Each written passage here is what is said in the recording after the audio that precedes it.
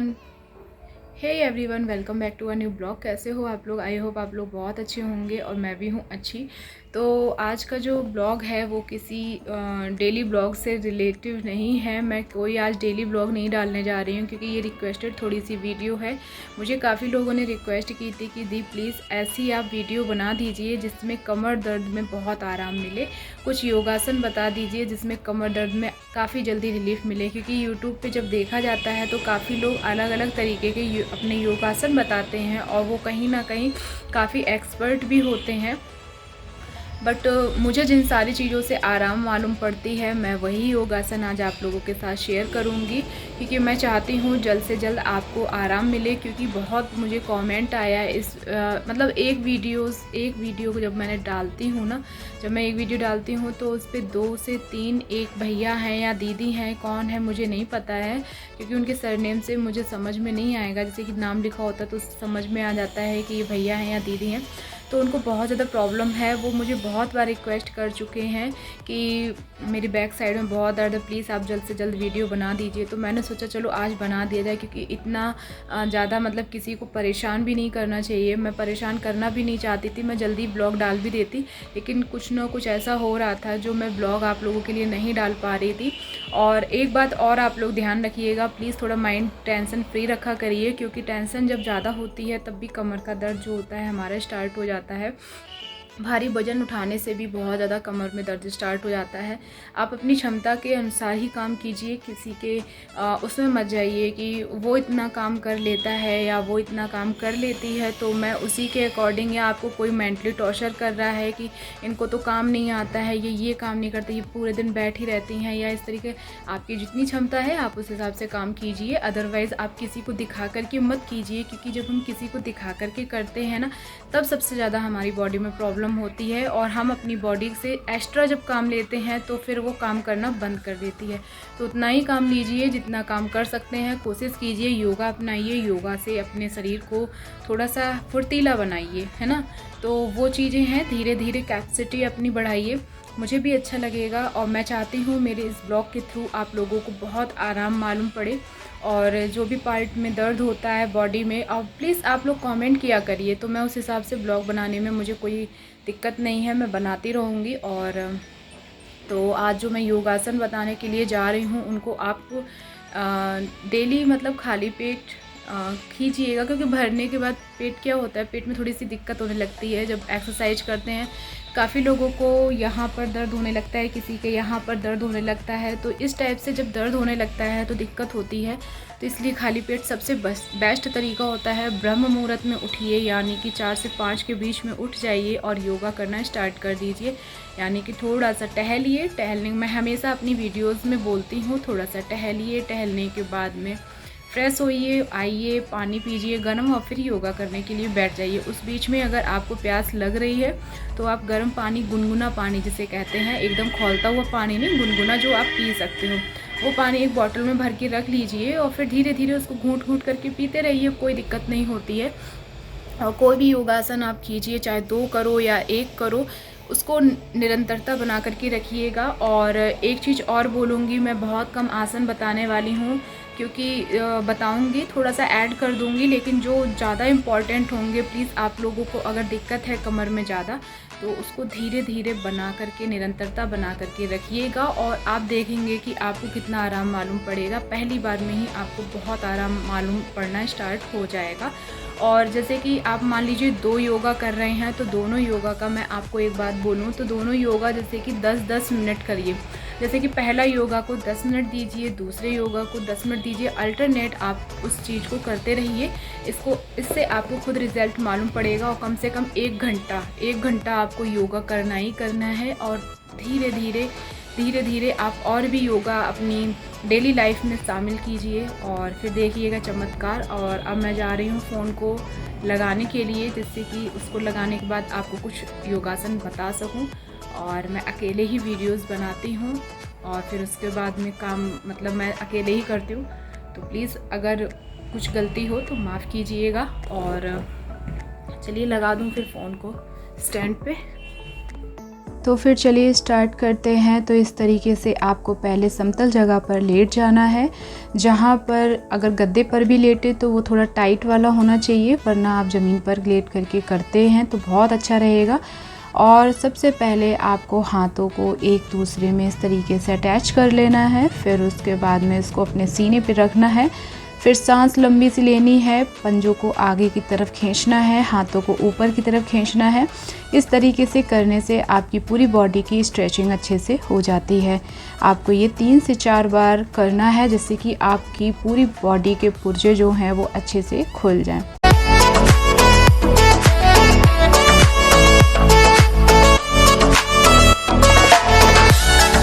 यहाँ से पूरा हाथ भी खिंचता है, कमर का ये जो साइड होता है ये भी बहुत अच्छे से इसमें खिंचाव सा महसूस होता है, और पैरों में भी खिंचाव फील होता है। तो इससे पूरी बॉडी की स्ट्रेचिंग अच्छे से हो जाती है। इसके बाद मैं आपको सेकंड बताने जा रही हूँ। उसके लिए आपको क्या करना है, सबसे पहले अपने पैरों को फोल्ड करना है, और जो एड़ी है हमारी वो हिप से टच होनी चाहिए। तो ये देखिए हिप से टच हो रही है, और इस तरीके से आपको लेट जाना है। हाथ जो हैं इनको इस तरीके से जोड़ लीजिए, और जोड़ने के बाद में आपको ये गर्दन के नीचे यानी कि सिर के नीचे जहाँ पर हम लोग लेटते हैं ना, रखने हैं। और इस तरीके से उठाने नहीं हैं, बिल्कुल जहाँ पर लेटे हैं ज़मीन से बिल्कुल उठने नहीं चाहिए आपके ये हाथ जो हैं। और इस तरीके से एक पैर को आपको खींचना है, और बिल्कुल उल्टी डायरेक्शन में, जैसे कि पैर को हम उधर ले जा रहे हैं तो गर्दन को इधर साइड में घुमाएंगे। इससे क्या होगा, हमारी कमर की जो साइड है वो बहुत खिंचाव अच्छे से होता है। और इसको आपको ऐसे ही करना है। आपकी अगर ज़्यादा दर्द है तो धीरे धीरे स्टार्टिंग कीजिएगा, एकदम से करने की कोशिश भी मत कीजिएगा। इससे क्या होगा, आपकी सारी मसल्स धीरे धीरे वर्क करना स्टार्ट कर जाएंगी। बहुत सी ऐसी हमारी नस होती हैं इतनी ज़्यादा कि इतनी महीन महीन होती हैं कमर में कि वो डैमेज हो जाती हैं। डॉक्टर ऑपरेशन बता देते हैं कि आपका ऑपरेशन होगा तभी आप ठीक हो पाओगे। लेकिन आप अगर योगा को अपनाओगे ना तो इस सारी चीज़ों का आपको सामना नहीं करना पड़ेगा। और फिर से अब क्या करना है, हमें दोनों टांगों को नीचे की साइड ले जाना है। सेम टू सेम वैसे ही हाथ को रखना है, गर्दन अपोजिट डायरेक्शन में करनी है पैरों को जब इधर करेंगे तो। ये थोड़ी सी रिक्वेस्टेड वीडियो है, तो वो जो हैं मेरे एक व्यूवर्स हैं, मेरे सब्सक्राइबर हैं, वो बहुत ज़्यादा परेशान हैं इस टाइम पे। उनको इतनी कमर में दर्द है, तो बिल्कुल मैं आपको ये बताना चाहूँगी, आप अगर ये निरंतरता इसकी बना करके रखेंगे तो आप खुद देखेंगे कि आपको कितना ज़्यादा आराम मिल रहा है, और आप धीरे धीरे ठीक होने लगे हैं। आपको हफ्ते भर में बहुत अच्छा रिज़ल्ट मिलेगा, और जब आप फर्स्ट डे करोगे ना तो आपको खुद फील होगा कि मुझे बहुत ज़्यादा रिलीफ फील हो रहा है। ठीक है, फील अगर हो रहा है तो इसका मतलब है कि आपको आराम मिलेगा।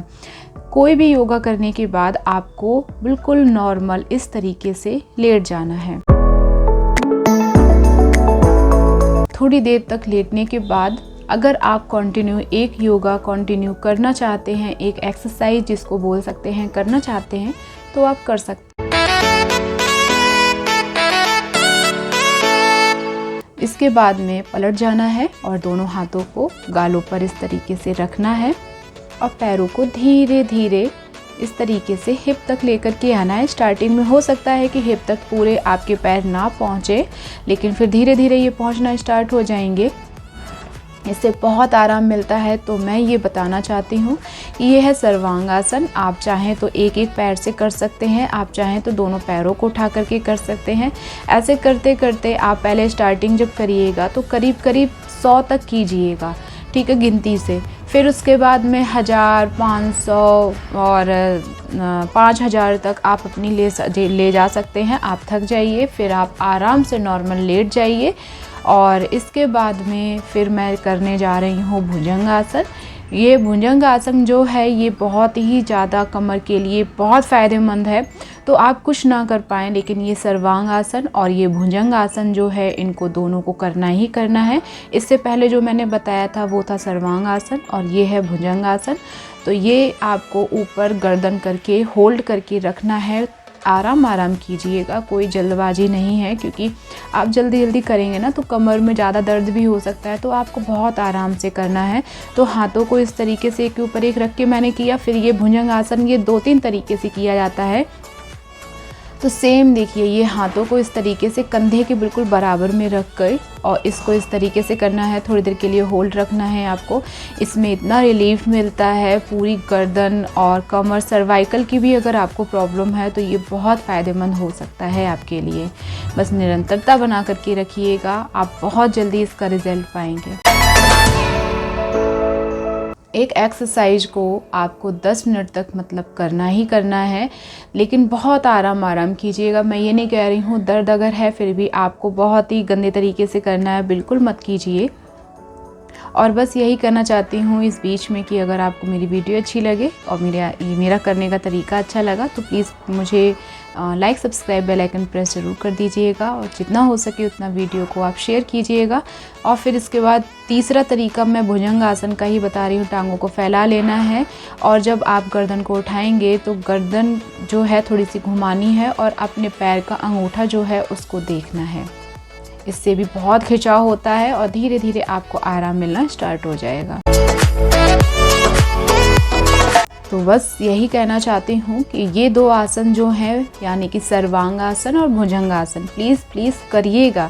रिक्वेस्ट कर रही हूँ, क्योंकि इससे आपको बहुत आराम मालूम पड़ेगा। फ़िलहाल मैंने जितने भी बताए हैं आपको योगासन, ये सारे के सारे बहुत अच्छे हैं।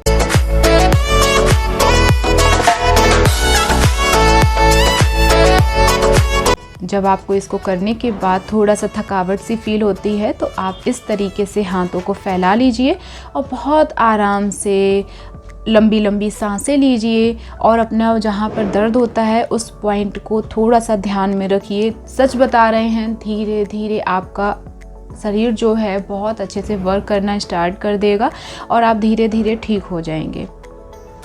तो मैं उम्मीद करूंगी कि ये सारे जो योगासन हैं आप लोग ज़रूर ट्राई करेंगे।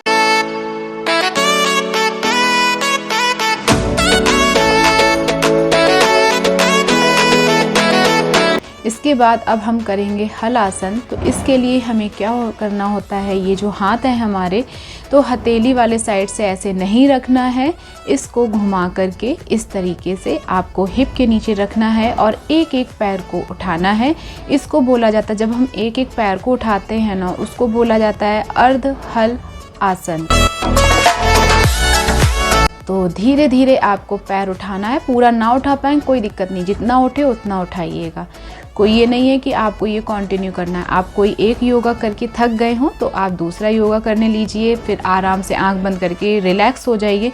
और ये है हल आसन। दोनों पैरों को जो उठाया जाता है इसको कहा जाता है। थोड़ा सा शोर आ रहा होगा क्योंकि कहीं गली में काम हो रहा है, तो इसलिए शायद हो सकता है आपको लगे, लेकिन मैंने कोशिश की है पूरी 100% की कि आपको पूरा 100% दूं। और फिर उसके बाद आपको थोड़ा सा भी थकावट लगे फिर आप इस मुद्रा में लेट जाइए, हाथों को नॉर्मली फैला करके और बिल्कुल शरीर को ढीला छोड़ दीजिए। तो इन सारे योगासन को करने के बाद आपको इतना रिलीफ मिलेगा ना। और मैं 2 जो योगासन है उन पे ज़रूर मतलब वो करूँगी कि आपको सर्वांग आसन और भुजंग आसन जो है वो मोस्ट इम्पॉर्टेंट है। आप कुछ कर पाओ या ना कर पाओ, लेकिन ये 2 आसन आपको करने हैं। जैसे कि 2 मिनट आपने कर लिए, फिर धीरे धीरे करना है, बहुत आराम आराम कीजिएगा, क्योंकि दर्द जब होती है मैं समझ सकती हूँ कितना मतलब प्रॉब्लम होती है। तो आपको बहुत आराम आराम करना है, ठीक है। और गर्म पानी पीजिए, तो गर्म पानी पीने से बहुत आराम मिलती है। तो इसको जब आप करोगे ना तो आपको खुद से ही धीरे धीरे आराम मालूम पड़ना स्टार्ट हो जाएगा। तो आपको ये जो योगा है वो सुबह करना है, सुबह करने के बाद में शाम को भी करना है। शाम को आपको लगभग 4 या 5 बजे के समथिंग आप कीजिएगा, क्योंकि खाना खाने से करीब 1 घंटे पहले कर चुके हो, ठीक है। क्योंकि जब खाना खा लोगे तुरंत उसको करने के बाद तो इतना रिलीफ नहीं होता है, तो करीब 1 घंटे का गैप होना चाहिए खाना में और योगा में। तो आप जब कर लोगे ना तो आपको खुद पता चलेगा कि कितना आराम मालूम पड़ रहा है। तो उम्मीद करती हूँ कि आप लोग ज़रूर ये सारी चीज़ें फॉलो करेंगे। कोशिश की है बहुत आराम से बताने की, ठीक है। तो चलिए फिर नेक्स्ट वीडियो में मिलती हूँ, और आप लोग प्लीज़ ऐसे ही कमेंट कीजिए कि आपको कैसी क्या वीडियोस चाहिए। मुझे अच्छा लगता है, और मेरे पास जब टाइम होता है मैं आप लोगों के साथ वीडियोस वैसे शेयर कर देती हूँ। तो फिर मिलती हूँ नेक्स्ट वीडियो में, तब तक अपने पेरेंट्स का स्पेशली ख्याल रखिएगा। टाटा बाय बाय, ओम साई राम, जय माता की।